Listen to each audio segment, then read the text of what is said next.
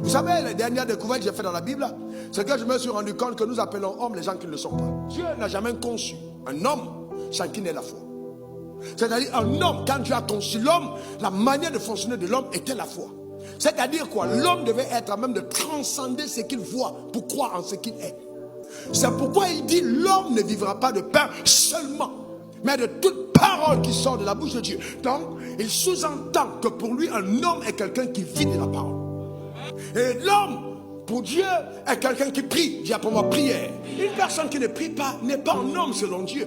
Alors tu me demanderas, c'est quoi? Biologiquement, scientifiquement, il peut être constitué comme un homme, c'est-à-dire un être humain. Mais spirituellement, ça peut être un animal. C'est pourquoi tu peux voir un homme, tu le vois homme, mais c'est un chien. Il court derrière tout ce qui est immoral. Il n'a pas de frein. Pourquoi? Parce que la dimension spirituelle étant déconnectée, vous voyez, le côté charnel apparaît. L'homme qui est déconnecté de Dieu a moins de poids qu'un animal. Et dans la loi, la première mention, quand Dieu mentionne quelque chose en premier, ça a plus de poids que ce qui vient en deuxième. C'est pour ça que vous n'entendrez jamais Dieu dire la terre et le ciel. Il n'est pas bête, hein? Il va toujours dire le ciel et la terre. Voilà. Et donc, même quand vous êtes avec votre femme et la femme dit mon mari et moi et mon mari. Non, vous corrigez mon mari et moi. Parce que l'ordre, même dans le langage, va rétablir l'autorité.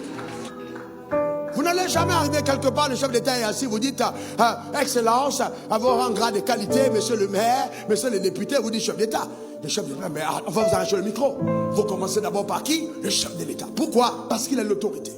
La vie est spirituelle. Mais on est tellement léger qu'on ne comprend pas le langage de la spiritualité. Donc quand l'homme apparaît le 6e jour, dans l'ordre de la création, l'homme est moins important que l'animal s'il n'est pas connecté à la lumière divine. Donc ce qui donne à un homme d'être homme, c'est la présence de la lumière. C'est pour ça que quand Dieu sort l'homme, le 6e jour, il est obligé de souffler en lui un souffle de vie. Qu'est-ce qu'il fait? Il prend la lumière du premier jour qu'il dépose dans le vase du 6e jour.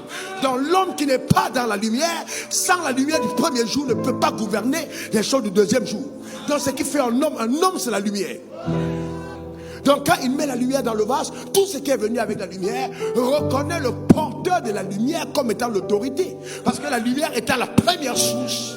Donc toutes les autres se soumettent à l'homme, pas à cause de l'homme, mais à cause de la lumière qui est dans l'homme.